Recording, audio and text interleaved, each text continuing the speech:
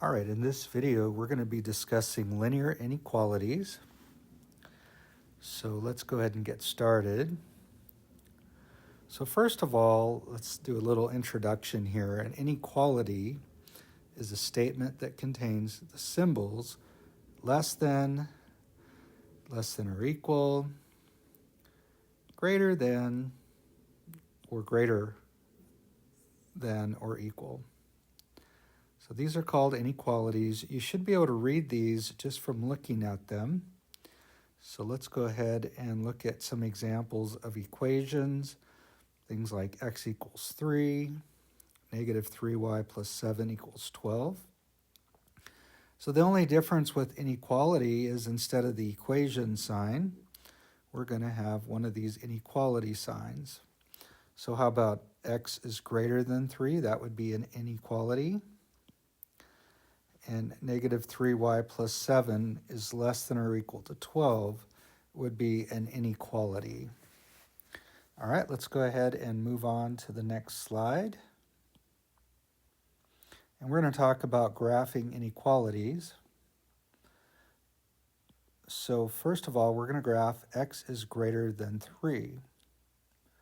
So this is a set of numbers. There's a lot of numbers that are greater than 3. So we're going to do this on a number line. Let's go ahead and put some numbers on there, numbers around 3. Now, since we're looking for numbers that are greater than 3, 3 is not in the set, but it's like the border value or borderline value. So we put an open circle there because it's not part of the set. We want to find or graph the numbers that are greater than 3. And so those will be the numbers to the right of 3, numbers like 4 and 5 and so on, but it's really any number that's greater than 3. And so that's how we would graph that. So notice our solution it's basically an infinite set of numbers because there's an infinite amount of numbers to the right of 3. All right, let's do a couple more of these. So we're going to graph y is less than or equal to negative 2. So it doesn't matter which variable we use. So again, let's go ahead and draw a number line. Let's label some numbers in that area. And we're going to include negative 2 this time in our set because y is less than or equal to negative 2. So we're including negative 2 and all the numbers that are smaller than negative 2. Basically, y is over here. Just like in the previous one, x was over here. Now, we don't normally put these in here, but you could. Let me just erase those. Okay, let's move on to number 3. So this time it says to graph 5 is less than x. Now, we need to discuss something here. We can write 2 is less than 3, and we all can agree that 2 is less than 3. But we can also read this backwards, starting with the 3 and go from right to left. And when you read it backwards, it's 3 is greater, so 3 is greater than 2. And so both of those are true statements. So in this case, if I read 5 is less than x backwards, it reads x is greater than 5. And so I'm going to write x is greater than 5. These two inequalities have the same meaning. So let's go ahead and graph this now. So we need to put some numbers on there. And notice this time we're greater than 5. We're not including 5. There's no equal sign there. So we'll have an open circle. And then we need to shade all the numbers that are greater than 5. Numbers like 6 and 7 and so on. And so those are the numbers that are greater than 5. All right, let's move on. So finally, we're going to talk about solving inequalities, just like we've solved equations. So solve and graph the solutions. First problem here is x minus 4 is greater or equal to negative 7. All right, let's go ahead and solve this just as if we were solving an equation. Trying to get x by itself, I need to get rid of the minus 4. I'm going to add 4 to both sides. The minus 4 and the 4 are going to cancel each other out. Negative 4 plus 4 is 0, and x plus 0 is just x. We still have the same symbol, and negative 7 plus 4 is negative 3. All right, so let's go ahead and graph that. And so the number is greater or equal to negative 3. We're going to include negative 3 because of that equal sign. And every number that's greater or to the right of negative 3. Now, in your homework, you'll be asked to determine whether numbers are solutions or not. If I had plugged in a number like 0, I would have 0 minus 4 is greater or equal to negative 7.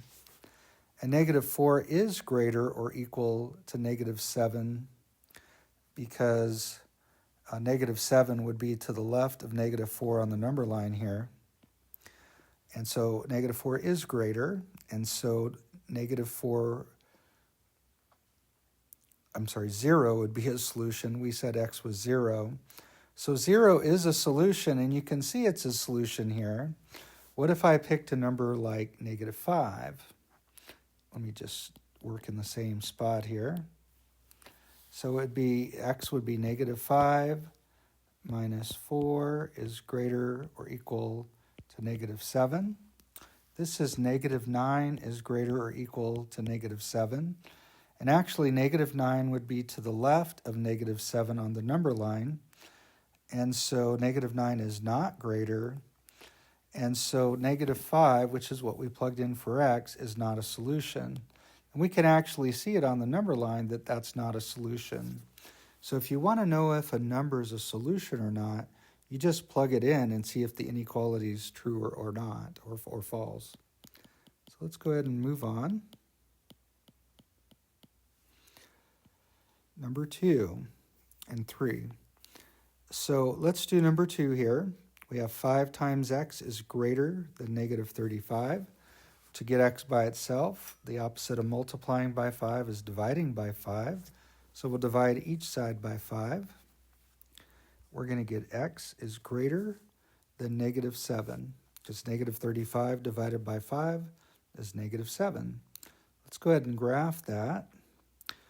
Let's put some numbers on there, and we need to, first of all, x is greater than negative 7, so we're not including negative 7. We're going to shade everything to the right. And so any number that is greater than negative 7 would make the original inequality true. Let's move on to number 3, but before we do that, we need to discuss something here. So notice if I write 3 is less than 4, that's certainly true. But what I'm going to do is I'm going to multiply both sides by negative 1. Now, when I do that, I get negative 3 is less than negative 4. But you can see on a number line that negative 4 is less than negative 3. And so we have a problem here because when you multiply both sides by negative 1 or divide both sides by negative 1, remember you get the same thing when you do that. Notice the new inequality that we get is not true. And so if we don't reverse this inequality symbol, then it won't be true. Anytime we multiply or divide both sides by a negative number, when we're solving the inequality, we have to reverse the symbol. So let me go ahead and put that rule up here. So when multiplying or dividing each side of the inequality by a negative number, we must reverse the inequality symbol. So it's just one of those things, when you're working with inequalities, you've got to remember it's a little different than, we don't have that issue with equations. So let's go ahead here. Notice to get x by itself, we're going to have to divide both sides by negative 4. And because of that, we're going to have to reverse the symbol. We divided both sides by negative. So we're going to get x is greater or equal, let's see, 12 divided by negative 4 is negative 3. So let's go ahead and graph that on a number line. So I need -3 on there. We do have the equal symbol, so we'll include -3 in our answer. And everything to the right of -3. I'm noticing that all my equations, or most of my equations, are greater than or equal. It's just, it's just a coincidence. So there will be some where you're going to have less than. Let's go to the next page. We've got 2 last ones to do. These are like solving two-step equations. So I would encourage you to maybe go ahead and do these 2 and try to remember everything we've talked about, graph your solution, and then see how you did. All right, so let's see on number 4. You're going to want to subtract 8 on both sides first. And so the 8 minus 8 is 0. You're left with 3x on the left. And of course, -3 on the right, because 5 minus 8 is -3. We'll divide both sides by 3. Notice I don't have to reverse the symbol because I divided both sides by a positive number. And so I get x is greater or equal to -1. The symbol never flipped. It's never reversed. So let's go ahead and graph that. Let's put some numbers on there. We're going to include -1 because we do have x is greater or equal to -1. And then everything to the right. Last problem, we're going to subtract 1 on both sides. We're going to get -2x is less than -8.